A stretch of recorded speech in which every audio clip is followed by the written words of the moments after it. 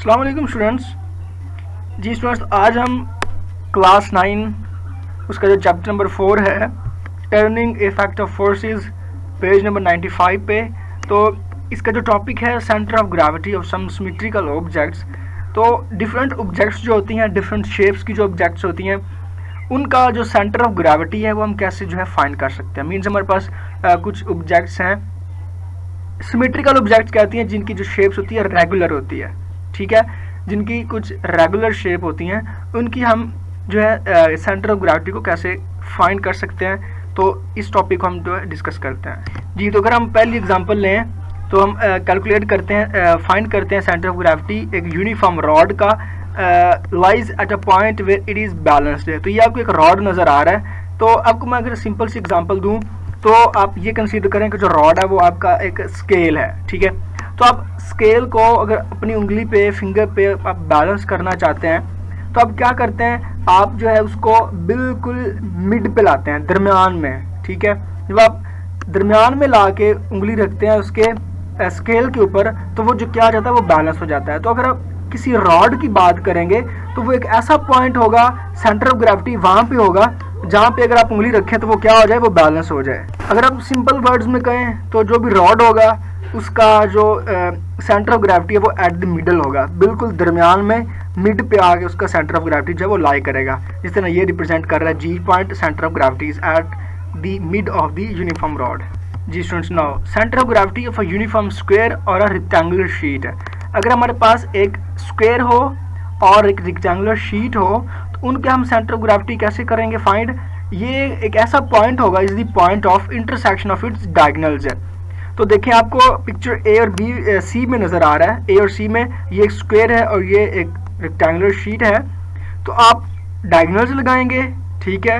Diagonals लगा के तो जहाँ पे वो डायगोनल्स आपस को एक दूसरे को क्रॉस करेंगी, इस तरह देखिए ये पॉइंट जो है आ रहा है जहाँ पे ये क्रॉस कर रहे हैं, इसी तरह इधर ये पॉइंट आ रहा है रेक्टेंगुलर में जहाँ पे दोनों डायगोनल्स क्रॉस कर रहे हैं, कट करते हैं, एक दूसरे को इंटरसेक्ट करते हैं, ठीक है। तो वो जो पॉइंट होगा वो क्या होगा, सेंटर ऑफ द ग्रेविटी होगा। मतलब ये जो पॉइंट है ये सेंटर ऑफ ग्रेविटी इसका स्क्वायर का है और ये जो पॉइंट है ये किसका है, ये रेक्टेंगुलर शीट का है। जी, तो अगर हम बात करें centre of gravity of the uniform circular disc की, जिस तरह ये आपको बी फिगर नज़र आ रही है, तो सर्कल का जो सेंटर ऑफ ग्रेविटी वो कहाँ पे होगा, एट इट्स सेंटर। मीन्स ये अगर हमारे पास एक स्फीयर है, एक सर्कल है, तो उसका जो, ये आपके पास कोई डिस्क है, ठीक है, जिस तरह आपके पास एक डीवीडी डिस्क होती है या इस तरह की कोई भी चीज़ है सर्कुलर जो, तो उसका जो सेंटर होगा वो क्या होगा, basically the centre of the gravity भी होगा, ठीक है।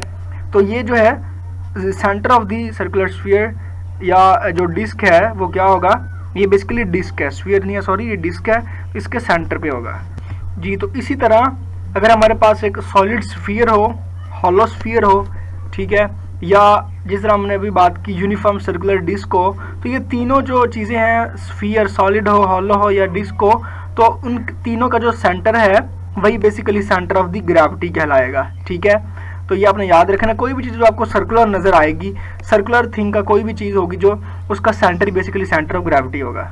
जी स्टूडेंट्स, अगर हम बात करें centre of gravity of a uniform triangular sheet का, तो अगर हमारे पास एक ट्रायंगल है तो उसका जो सेंटर ऑफ ग्रेविटी वो कहाँ पे होगा, एक ऐसा पॉइंट होगा, the point of intersection of its medians.